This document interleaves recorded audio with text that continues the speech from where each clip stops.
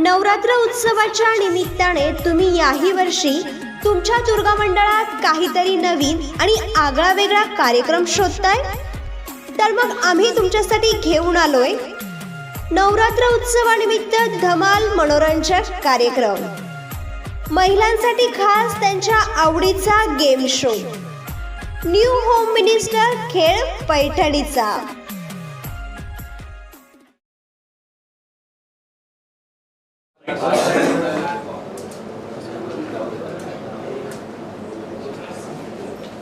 करायचं सुरू.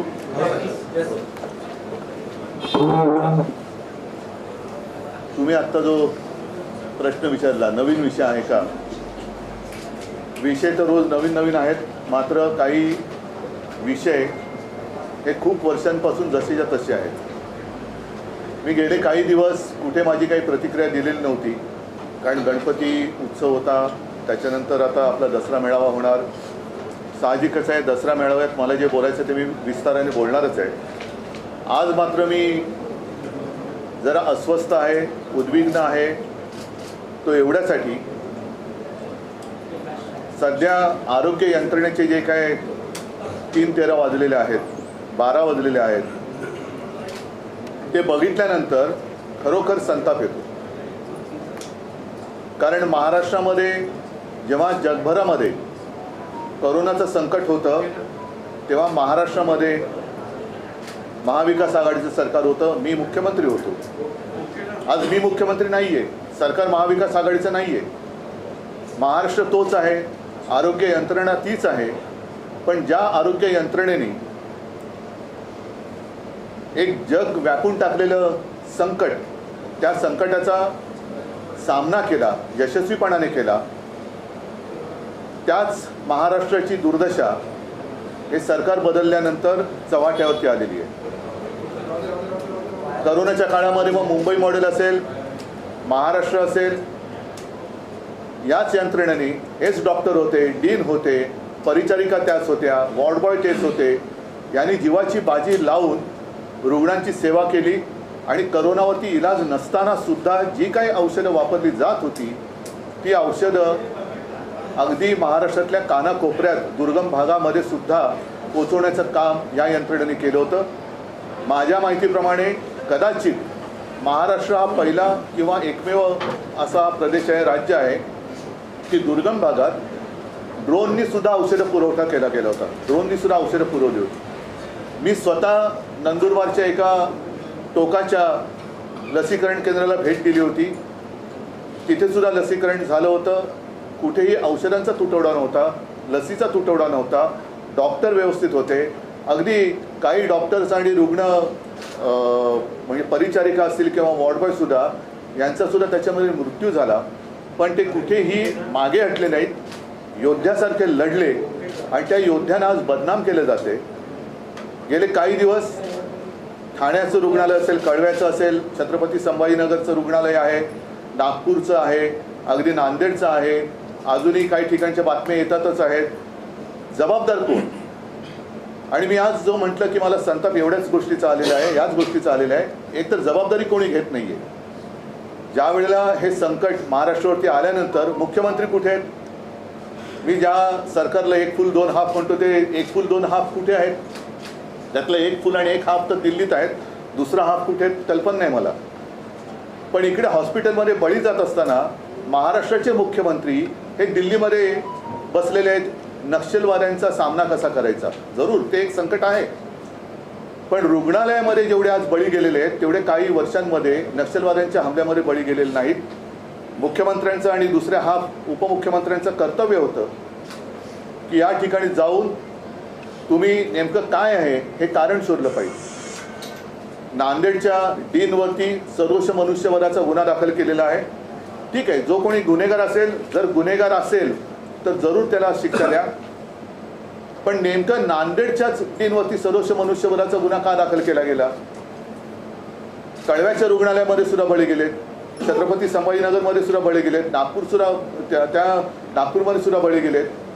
पण हा काही योगायोग आहे का की ज्या डीनला एका मस्तवाल गद्दार खासदाराने संडास साफ करायला लावला, कोणत्या जाती जमातीचा आदिवासी आहेत असं ते म्हणतात, मी कधीच जातपात असं बघितलेलं नाही आहे, सगळ्यांना एका न्यायाने मी वागवलेलं आहे. पण संडास साफ करायला लावल्यानंतर त्या गद्दारावरती ॲट्रॉसिटीचा गुन्हा दाखल केला गेला म्हणून धमकवण्यासाठी त्या डीनवरती सरोज मनुष्यवधाचा गुन्हा दाखल केला गेला आहे का? औषधांचा तुटवडा हा राज्यभर आहे.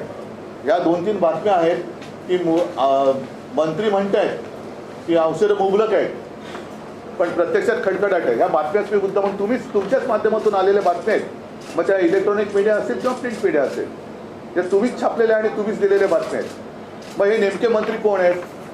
कारण हे खातं हे विभागलं गेलेलं आहे, आरोग्य खाते विभागले गेले, हॉस्पिटल कोणाकडे आहेत, बाकी काय कोणाकडे आहे. पण मग हे जे मंत्री दावा करतायत ते कोणी असतील? ही एक बाजू ते मांडत असताना दुसरीकडे तो सुद्धा व्हिडिओ फिरतोय, तुमच्याच माध्यमातून आलेला आहे. चंद्रपूरमधली एक महिला सांगते की आम्ही काय करणार, औषधं आणण्यासाठी आम्हाला लिहून दिलं जातं आणि बाहेरून औषधं खरेदी करा असं सांगतायत. मग प्रधानमंत्र्यांच्या ज्या काही योजना आहेत, महाराष्ट्र सरकार ज्या काही योजना आहेत, महात्मा फुले काय जन आरोग्य योजना आहे, आणखीन काही योजना आहेत, मुख्यमंत्री सहायता निधी आहे, तो मुख्यमंत्री सहायता निधीतून ह्या सगळ्या औषधांचा खर्च केला जाणार आहे का? कारण त्याची सुद्धा एक मला असं वाटतं चौकशी व्हायला पाहिजे की नेमकी ती मदत कोणाला जाते, ती बिलं खरी आहेत का त्याच्यात सुद्धा काही आहे. हा एक संशोधनाचा विषय दुसरा होऊ शकतो. पण आज औषधं कुठे नाहीत. करोनाच्या काळामध्ये कुठेही औषधाचा तुटवडा नव्हता. आज दुसरी कोणतीही साथ नाही आहे. साथ आहे ती भ्रष्टाचाराची साथ आहे. अगदी आरोग्य खात्यातली ज्या काही पोस्टिंग आहेत त्याच्यासाठी सुद्धा रेट कार्ड ठरवलं गेलेलं आहे असं म्हणतात, असं माझं कानावरती येतं आहे. अगदी औषधं खरेदी सुद्धा आता दरानुसारच, म्हणजे निविदा प्रक्रिया होणार बंद. मग हे कोणत्या तोंडाने भ्रष्टाचारावरती बोलणार? निविदा प्रक्रियेशिवाय जर का औषध खरेदी करणार असाल तर याचा अर्थ तुम्ही सरळ भ्रष्टाचाराला दार उघडं करून देत आहात. आज सुद्धा जिथे जिथे औषध खरेदी झालेली नाहीत किंवा औषधं पोचलेली नाहीत तिकडे कोणाचे दलाल बसलेत का याची सुद्धा CBI चौकशी झाली पाहिजे. कारण जर मागे तुम्हाला कल्पना आहे, युतीचं सरकार होतं तेव्हा धरण फुटलं तर खेकड्यांमुळे धरण फुटलं होतं. असे काही खेकडे त्यांच्या हातामध्ये हा कारभार गेलेला आहे का की जे हे जे काही धरण आहे ते फोडून भ्रष्टाचाराचं पाणी आपल्या शेतामध्ये वळवत आहेत, असं काही आहे का? हा सगळा जो प्रश्न आहे, मला असं वाटतं हे सरकार आज सामनाने सुद्धा अग्रलेख लिहिलेला आहे, यमाचा दरबार यांनी स्थापलेला आहे. हे सरकार हे नंतर आज आता गोरेगावला पहाटे आग लागली, मुख्यमंत्र्यांनी लगेच मृत जाहीर केली, ठीक आहे, ती करायलाच पाहिजे. पण नुसतं मृतांच्या नातेवाईकांना मदत देऊन भागतंय का? ज्यांचा जीव जातोय ते जीव काय कोणी परत आणू शकत नाही. यांच्याकडे स्वतःच्या जाहिराती करायला पैसे आहेत. हे सरकार, या सरकारला खोके सरकार म्हणतात. ते कशामुळे म्हणतात तुम्हाला माहिती आहे? त्याच्यासाठी यांच्याकडे खोके आहेत. गुजरातमध्ये जाऊन मजामस्ती करायला, गुवाहाटीला जाऊन मजामस्ती करायला, गोव्यात जाऊन टेबलवरती नाचायला यांच्याकडे पैसे आहेत. पण महाराष्ट्रातील रुग्णांचे जीव वाचवायला यांच्याकडे पैसे नाहीत. असंच सरकार, या सरकारची आता मला असं वाटतं निपक्षपातीपणाने CBI चौकशी झाली पाहिजे. मी निपक्षपातीपणाने एवढ्यासाठी म्हटलं कारण काही जणांवरती जे गुन्हे दाखल केले गेले होते त्यांच्या चौकशीचा फार्स करून त्यांना क्लीन चिट देण्यात आली. हा चौकशीचा फार्स आहे. म्हणजे नुसते विरोधकांच्या मागे चौकशीचं शुक्लकाष्ट लावायचं आणि स्वतःच्या भ्रष्टाचाराला मोकाट कुरण सोडून त्याच्यावरती चराला द्यायचं, हा काही कारभार नाही आहे. आणि या सरकारबद्दल मी एक फुल दोन हाफ जे म्हटलं त्यातले दुसरे जे उपमुख्यमंत्री आहेत अजितदादा पवार, ते जेव्हा आमच्यामध्ये होते, विरोधी पक्ष नेते होते, त्यांनी कोर्टाने या सरकारवरती मारलेले ताशेरे जे होते ते भर सभेत बोलले होते. ते ताशेरे म्हणजे हे सरकार नपुसक आहे. कोर्टाला हे कळलेलं आहे की हे सरकार कसं आहे. अगदी सर्वोच्च न्यायालयाला सुद्धा कळलेलं आहे. पण हे सरकार आता लवकरात लवकर घालवलं पाहिजे, कारण याच्या या भ्रष्ट कारभारामुळे लोकांचे आता बळी जायला लागलेले आहे. आणि म्हणून मला असं वाटतं की जनतेने सुद्धा आता जागं झालं पाहिजे. मी महाराष्ट्रातल्या तमाम शिवसैनिकांना आणि शिवसेनेच्या पदाधिकाऱ्यांना एक विनंती करतो आहे की ज्या काही तक्रारी माझ्यापर्यंत पोचत आहेत त्या काही माध्यमातून सुद्धा येत आहेत, काही माझ्या शिवसैनिकांच्या माध्यमातून पण येत आहेत. सर्वांना सांगतो आहे, आपापल्या जिल्ह्यातील, आपापल्या तालुक्यातील सरकारी रुग्णालयात जाऊन तिथल्या डीनना आणि डॉक्टर्सना विश्वासात घेऊन, कारण ते गुन्हेगार नाही आहेत, औषधाचा पुरवठा होत नाही हा काही त्यांचा दोष नाही आहे, पण वस्तुस्थिती जी काही आहे, कुठे कुठे हॉस्पिटलमध्ये औषधं किती पोचलेली आहेत, किती तुटवडा कधीपासून आहे. कारण मला आठवतं आहे की जोपर्यंत आमचं सरकार होतं तोपर्यंत महाराष्ट्रामधल्या प्रत्येक सरकारी हॉस्पिटलमध्ये किती कोणत्या म्हणजे रोज किती साठा आहे, तो साठा आणि पुरवठा हे सगळं कॉम्प्युटराईज होतं. ती पद्धत आज चालू आहे का? नसेल तर ती कोणी बंद केली? आणि जो मंत्री ज्याला कळलं की हाफकिनच्या माध्यमातून औषध खरेदी होते तर त्यांनी विचारलं की कोण आहे हाफकिन? असे जर का दिव्य ज्ञानी मंत्री त्या खात्याचे कारभार सांभाळणार असतील तर पहिलं त्यांच्या बुद्धीवरती इलाज करायला पाहिजे आणि मग त्यांच्याकडे खातं दिलं गेलं पाहिजे. तर हा जो काही सगळा एक कारभार चाललेला आहे माणुसकीला सोडून चाललेला आहे. म्हणजे सगळे मंत्री पालकमंत्री कोण होणार याच्यासाठी रुसवे फुगवे चाललेले आहेत, मंत्रीपदासाठी मारामाऱ्या चाललेल्या आहेत, औषधं खरेदीसाठी पैसे नाहीत पण परदेशवाऱ्या चाललेल्या आहेत. लोकशाही स्वतःच रुग्णासारखी टेबलवर पडलेली असताना आपले ट्रायब्युनल जे आत्ताचे आहेत ते म्हणजे पेशंट टेबलवरती आणि डॉक्टर दौऱ्यावरती अशी त्याची परिस्थिती होती. तर असा हा सगळा उथळ कारभार चालू असताना महाराष्ट्राच्या जनतेने आता या मंत्र्यांना ठिकठिकाणी जाब विचारला पाहिजे. नुसतं डीनवरती ढकलून हे चालणार नाही. कारण आज काही डॉक्टरांनी सुद्धा एक लेख लिहिलेला आहे, मला वाटतं लोकमतमध्येच आलेलं आहे. डॉक्टर मुळके का काहीतरी त्यांचं नाव आहे, डॉक्टर मुळके, बरोबर आहे. त्यांनी तेच म्हटलेलं की सगळे आपण डॉक्टरांच्या माथी का मारताय, बरोबर आहे. आणि मी हेही मान्य करतो की आमचं सरकार असताना सुद्धा काही जागा रिक्त होत्याच, पण त्याचा फटका हा आम्ही रुग्णांना पडू दिला नव्हता. दुसरा एक महत्त्वाचा मुद्दा असा की गेल्या 4-5 दिवसात जे काही बळी गेलेत त्याला कारण एक हेही असू शकेल, त्याचीसुद्धा चौकशी झाली पाहिजे की जेव्हा सलग सुट्ट्या येतात तेव्हा डॉक्टरांच्या ड्युटी ह्या लावून दिल्या जातात. नाहीतर सगळेच थोडे सुट्टी म्हटल्यानंतर शिथिलता येते. खाजगी रुग्णालयामध्ये सुद्धा एक सुट्टीचा नाही म्हटलं तरी वातावरण असतं, कारण डॉक्टरसुद्धा माणसं आहेत.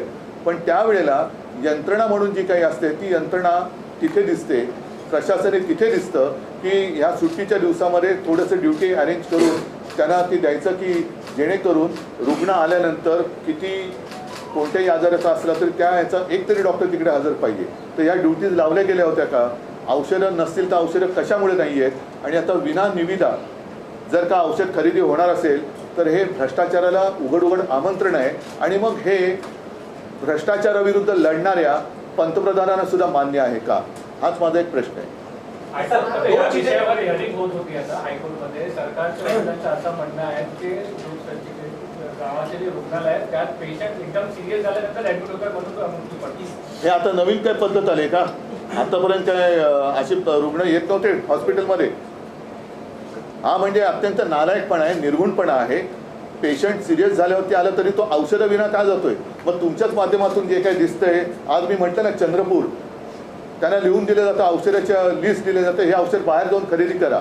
मग जर का पेशंट सिरियस असेल तर त्या चिंतेत असलेल्या रुग्णांना तुम्ही बाहेर जाऊन औषधं खरेदी करून आणायला होतं का? तुमच्याकडे औषधं का नाही? पेशंट सिरियस असेल किंवा नसेल पण इलाज करणे तुमचं काम आहे. म्हणून तर तुम्ही सरकारी हॉस्पिटल ती यंत्रणा उभी केलेली आहे. इकडे औषधाचा पुरवठा होतोय की नाही? आणि जर आता पुन्हा सांगतोय विदाऊट टेंडर औषध खरेदी करणार असाल तर मग चौकशी कोणाची चौकशी करणार? राज्य सरकारने जे कारण दिलंय न्यायालयामध्ये आता त्यांचं म्हणणं की मनुष्यबळ कमी आहे आणि त्यामुळे अशा प्रकारचे मृत्यू घडतात. त्यानंतर खडसर म्हणजे उच्च न्यायालय सुद्धा मनुष्यबळ, मी पुन्हा एकदा सांगतो, मनुष्यबळ किंवा काय मी असं म्हणतच नाही की आमच्या वेळेला मनुष्यबळ पूर्ण होतं, आमच्या वेळेला सुद्धा कमी होतंच. पण त्या मनुष्यबळावरतीच आम्ही करोनाचा सामना केला होता.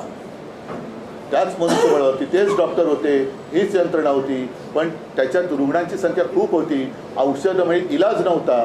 तरी देखील जी काय औषधं वापरली जात होती त्या औषधांचा कुठे आम्ही तुटवडा होऊ दिला नव्हता, ऑक्सिजनचा दिला नव्हता. आता मात्र कसली साथ नसताना भ्रष्टाचाराची साथ आलेली आहे, त्याचे हे बळी आहेत.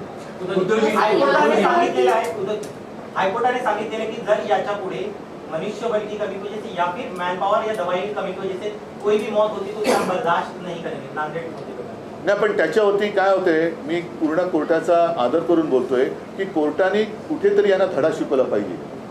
एक कुठेतरी कारवाई केली पाहिजे, त्याच्याशिवाय हे सुधारणार नाही. कारण कोर्टाने ताशेरे मारल्यानंतर यांच्याकडनं वेळ मारून नेली जाते आणि पुन्हा कोण अशी दुर्घटना घडल्यानंतर पुन्हा तेच येणे माझ्या मागल्या ते सुरू होतं. म्हणून मला असं वाटतं की एकदा यांना दणका कोर्टाने दिला पाहिजे.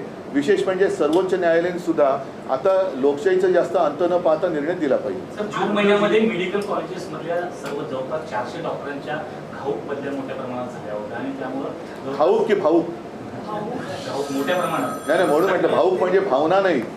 त्या भाऊकचा अर्थ तुम्हाला कळला असेल.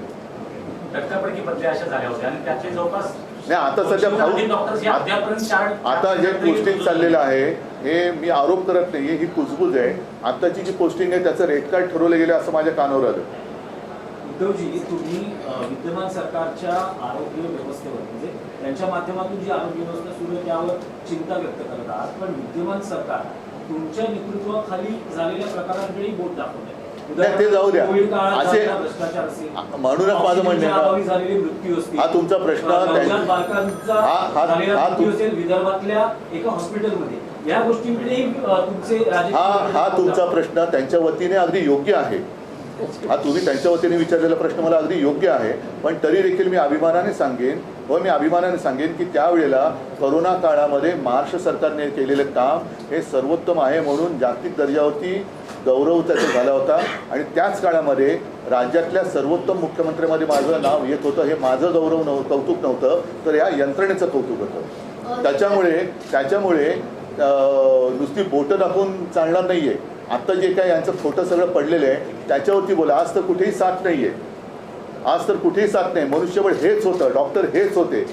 आणि त्यावेळेला तर निविदा प्रक्रियेतनं औषधं खरेदी केली जात होती, हाफकिनच्या माध्यमातून केली जात होती. आता जर आरोग्यमंत्र्याला हाफकिन ही संस्था आहे तर आता कोणतरी दलाल आहे हेच माहिती नसेल तर ते कोणाकडे बोट दाखवणार. मग आरोग्यमंत्री यामध्ये कुठेही चित्रात दिसत नाहीये ना. त्यांनी जाऊन भेट घेतलेली आहे. महाविकास आघाडीमधील जे माजी मंत्री नेते ते जाऊन तिथे भेट देत आहेत, मात्र आरोग्यमंत्री कुठेही या चित्रामध्ये नाही, ते पोस्टरवरती दिसतील तुम्हाला. तेच तर आहे, यांच्या जाहिराती करायला यांच्याकडे पैसे आहेत. या सगळ्या यात्रा सहली करायला, आमदार इकडे तिकडे फिरवायला, खासदारांना फिरवायला पैसे आहेत, मात्र औषधं खरेदी करायला पैसे नाहीत. हे फार संतापजनक आहे. नाही, आता याच्यापूर्वी बघा शेवटी जबाबदारी कोणीच घ्यायला तयार नाही आहे. जालनामध्ये मराठा समाजाचं जे जरांगे पाटलांच्या नेतृत्वाखाली आंदोलन सुरू होतं त्याच्यावरती अतिरेक्यांसारखी पोलीस कारवाई झाली, कोणीच जबाबदारी घेतली नाही. वारकऱ्यांवरती लाठी हल्ला झाला, कोणीच जबाबदारी घेतली नाही. बारसूमध्ये तर महिलांना अत्यंत निर्घुणपणाने मारहाण केली, कोणीच जबाबदारी घेतली नाही. आत्तासुद्धा मुख्यमंत्र्यांच्या कळव्यामध्ये सुद्धा काही दिवसापूर्वी बळी गेले तरीसुद्धा मुख्यमंत्री तिकडे फिरकले नाही आहेत. आत्ता नागपूरमध्ये बळी गेले, उपमुख्यमंत्री फिरकले नाहीत. म्हणजे हा निर्घुणपणा आहे. म्हणजे एक तर गणपतीच्या दिवसांमध्ये नागपूर बुडालं होतं तरी आपले मुख्यमंत्री बॉलिवूडच्या सिनेतारकांमध्ये फोटो काढण्यामध्ये व्यस्त होते. का नागपूरमध्ये ज्यांच्या घरात पाणी घुसलं त्यांच्या घरात गणपती नव्हते का? ते हिंदू नव्हते? म्हणजे जर तुम्हाला हिंदू मुस्लिम करायचं असेल, गणपती घरी होते म्हणत असाल तर गणपती त्यांच्याही घरी होते ज्यांच्या घरामध्ये नागपूरमध्ये पाणी घुसलं. मग तेव्हा मुख्यमंत्री का नाही गेले? ते आपल्या सहकुटुंब सहपरिवारासह सगळ्यांना फिरून बोलून बॉलिवूडच्या ताऱ्यांसोबत फोटो काढण्यात मग्न होते. आता सुद्धा मुख्यमंत्री का जात नाहीत तिकडे? सर, एकीकडे सरकार म्हणतंय की फंड्स डिस्पर्स केले जात आहेत, पण दुसरीकडे 30% 70%चा जो घोळ आहे प्रोक्युअरमेंट होत नाहीये. हाफकिन म्हणताय आता आमच्या हातात काही नाहीये. कुठेतरी एक नॉन कोऑर्डिनेशन आहे आणि सरकार सिरियस नाहीये असं वाटतंय. नक्कीच माझ्या म्हणण्याचा रोप तोच आहे की महाराष्ट्र आता 1960 सालापासून महाराष्ट्र एक राज्य अस्तित्वात आलं. त्याच्यानंतर गेली इतके वर्ष आपलं कारभार चाललेला आहे, एक यंत्रणा लागलेली आहे. आणि मी पुन्हा सांगतो की करोना काळामध्ये जी यंत्रणा होती तीच यंत्रणा आत्तासुद्धा आहे. मग करोनामध्ये ज्यांनी महाराष्ट्र वाचवला ती यंत्रणा आत्ता नालायक कशी काय होऊ शकते? म्हणजेच यांचं फक्त धुसफूस चाललेली आहे, तुतू मैमय चाललेलं आहे. पालकमंत्रीपदावरनं मारामाऱ्या चाललेल्या आहेत, मंत्रिपदावरनं मारामाऱ्या चाललेल्या आहेत, पण जनतेसाठी कोणीच लढत नाहीये.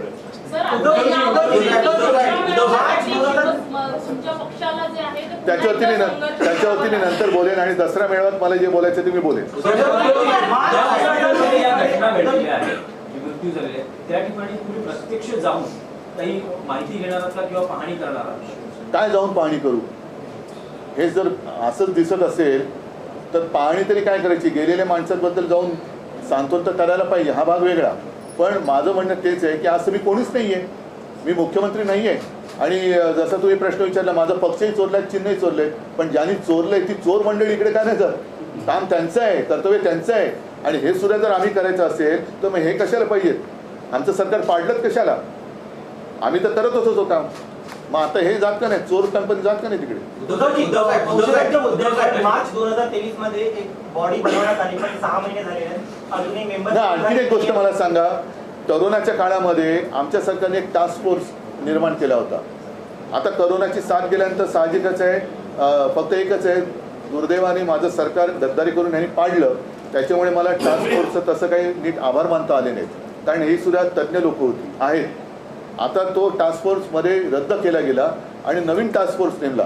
त्याच्यामध्ये मला वाटतं लष्कराच्या सुद्धा अधिकारी एक त्या महिला आहेत त्यांना घेतलेले आहे. मग हा टास्क फोर्स करतोय काय, आता या टास्क फोर्सवरती काय जबाबदारी दिलेली आहे, काम काय आहे, का नेमलेला आहे हा टास्क फोर्स. मग तुम्ही जे म्हणता मी जाणार का, ह्या टास्क फोर्सला पाठवा तिकडे.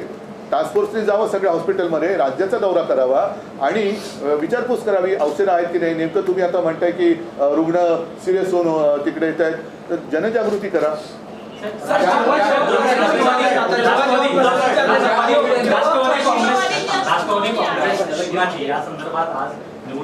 मला आज त्याच्याबद्दल काही बोलायचं नाहीये, मला फक्त महाराष्ट्राच्या आरोग्याबद्दल.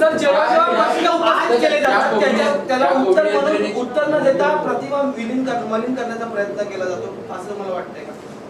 म्हणजेच त्यांच्यामध्ये कर्तृत्व नाहीये ना, त्यांच्यामध्ये कर्तृत्व नाहीये, फक्त चिखलफेक त्यांची चाललेली आहे, चिखलफेक चाललेली आहे. हायकोर्टात आज सुनावणीच्या वेळी अटॉर्नी जनरलने सांगितलेले की नांदेडमध्ये जी काही घटना झाली आहे त्याच्यासाठी कोणालाच आपण जबाबदार ठरवू शकत नाही.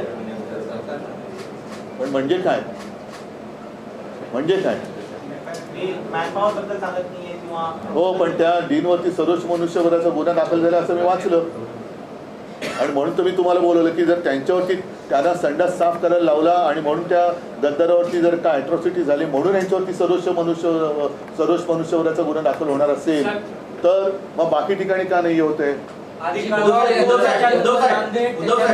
संभाजीनगर वारंवार केवळ दुर्घटना घडत आहेत, त्याच्यावर सरकारकडून काही कारवाई होताना किंवा प्रतिबंधात्मक उपाय होताना दिसत नाही. अशा वेळी काय केलं पाहिजे किंवा शिवसेना काही आक्रमक भूमिका. बघा, शेवटी असं आहे, शिवसेना आक्रमक भूमिका घेणार, आक्रमक भूमिकेचा अर्थ तुम्हाला कळतो, म्हणजे पुन्हा याच डॉक्टरांवरचा ताण वाढणार, असंच त्याचा अर्थ झाला ना की आम्ही आक्रमक झाल्यानंतर काहीतरी घडलं, पुन्हा याच डॉक्टरांवरती ताण वाढणार. तर माझं मत असं आहे की आत्ता शिवसैनिकांना मी एक आवाहन करतोय की प्रत्येकाच्या गावात जिथे जिथे सरकारी हॉस्पिटल असेल तिथे जाऊन या डीनना, डॉक्टर्सना विश्वासात घ्या आणि त्यांना विचारा की तुमच्याकडे औषधं किती आहेत, तुमच्याकडे औषधाचा साठा हा नक्की किती दिवसांनी येतो, कोणती औषधं आहेत, अँटीबायोटिक्स आहेत का. साधारणतः आत्ता सीझनप्रमाणे जे रुग्ण असतात त्या रुग्णांना देणं, काही अँटीबायोटिक्स लागतात, सीझनप्रमाणे आजार बदलत असतात, औषधं लागतात, त्या औषधांचा साठा तुमच्याकडे आहे का. कारण मला आठवते की साधारणतः मार्च एप्रिलच्या सुमारास पुढचा पावसाळा लक्षात घेऊन आदिवासी पाडे असतील किंवा दुर्गम भाग जिकडे अतिवृष्टी असेल होत असेल किंवा दरड कोसळण्याची शक्यता असेल अशा ठिकाणी पाऊस सुरू होण्याच्या आधी काही औषधांचा साठा हा पुरवावा लागतो, म्हणजे धान्य पुरवावं लागतं. या सगळ्या काही यंत्रणा या पुढचे सीझन लक्षात घेऊन आधीपासून त्यांना कामावं लावावं लागतं. उद्धव साहेब, मागील काही दिवसांपासून उपमुख्यमंत्री अजित पवार सरकारमध्ये सक्रिय दिसत नाहीये, त्यांची नाराजी असल्याचं समजतंय. तुमच्यासोबत ते उपमुख्यमंत्री होते, तुमचा अनुभव कसा. सर, याला जोडून आहे की अजित पवार जेव्हा नाराज होतात तेव्हा काही सकारात्मक बदल जे आहेत ते त्यांच्या दृष्टीने घडून येतात असं देखील दिसून आले. माझ्या वेळेला तरी असे काही त्यांची नाराजी वगैरे तरी मी काही बघितली नव्हती. माझ्याबरोबर सगळे काही व्यवस्थित होते, उलट ते चांगलं काम करत होते. म्हणून जी काही ज्या लोकांच्या पोटात दुखत होते त्यांच्या उरावरती आता अजितदादा बसलेले आहेत. त्याच्यामुळे खरं अजितदादांपेक्षा ज्यांच्या उरावरती बसलेत त्यांनी नाराज व्हायला पाहिजे आणि ज्यांनी त्यांना बसवलंय त्यांच्याही ते उरावर बसलेत म्हणून त्यांनी नाराज व्हायला पाहिजे. ज्या कोविड यंत्रणांचं तुम्ही कौतुक करताय त्याच मुंबई महानगरपालिकेच्या अनेक यंत्रणांची वेगवेगळ्या माध्यमातून चौकशी सुरू आहे, अनेकांना समज देखील जात आहे. ज्या कोविडमध्ये मी तुम्हाला तेच सांगितलेलं, आता दिनेशनी तोच प्रश्न विचारला होता. हे स्वतः भ्रष्ट लोक आहेत आणि म्हणजे आता काय होतं, काही गोष्टी मी दसऱ्याच्या वेळेस बोलणार आहेत की कोणत्या तोंडाने चौकशी करणार, असं कोणती साथ नाही आहे. आणि त्यावेळेला सुद्धा जे कोविड काळातला भ्रष्टाचार म्हणतायत, मग कोविड काळाचा भ्रष्टाचार PM केअर फंडापासूनचा काढा, संपूर्ण देशाचा कारभार त्याची चौकशी करा, माझी तयारी आहे. जर मुंबई महापालिकेत घोटाळा झाला, भ्रष्टाचार झाला असा यांचा जर का समज असेल तर मग मात्र ठाणे, पिंपरी चिंचवड, नागपूर, बिगपूरपासून काश्मीर ते कन्याकुमारी तुमचं आहे ना सर्व काय समान नागरी कायदा, मग समान चौकशी करा. अगदी उत्तर प्रदेश पण त्याच्यात घ्या, गुजरात पण त्याच्यात घ्या. व्हेंटिलेटर कोणाकडनं घेतले होते, ते का बिघडले होते, या सगळ्याचा तुम्ही पर्दाफाश करा, आमची तयारी आहे. सर, या सरकारकडून वेगवेगळे मेडिकल कॉलेजेस जाहीर केले जात आहेत, पण इकडे डॉक्टरांची भरती होत नाही असा आक्षेप डॉक्टरांनी घेतलाय. जे हॉस्पिटल्स आहेत मुंबईतले त्यांची तिकडे बदली केली जाते आणि त्यामुळे हा ताण वाढतो. तर भरती का केली जात नाही असं तुम्हाला? आता हाच तर मुद्दा आहे ना. आता त्यावेळेला नाही, मी तुम्हाला सांगितलं ना की त्यावेळेला जेव्हा मी हा कारभार बघत होतो तेव्हा तुम्हाला सर्वांना कल्पना आहे, मी ती जबाबदारी स्वतः घेतली होती एक कुटुंब प्रमुख म्हणून, आणि तुमच्याच माध्यमातून किंवा फेसबुक लाईव्हच्या माध्यमातून जनतेशी मी संवाद साधत होतो. कुठे आपल्याला काय कमतरता आहे ती त्यांना सांगत होतो, काय करावं हे सांगत होतं. तसं विश्वास देणारं आज कोणीच दिसत नाही आहे. नुसतं स्वतःच्या अंगावरचं झुरळ दुसऱ्यावरती झटकायचं हेच काम यांचं चाललेलं आहे. मात्र यांना मिरवण्याचा जो काही एक शौक आहे प्रत्येक ठिकाणी, म्हणजे गणपतीमध्ये मिरवायचं, बॉलिवूडच्या लोकांना बोलवायचं, आणखीन कुठे जाऊन मिरवायचं, हे सगळे जे काही मिरवणं आहे ना, त्या मिरवण्यापैकी काही टक्के जरी पैसा या यंत्रणेवरती वापरला तरी मला असं वाटतं राज्य सुरळीत चालेल. संजय सिंगला अटक झालेली आहे. आज मी काही बोलणार नाही, या विषयावर मी दसऱ्याला बोलेन.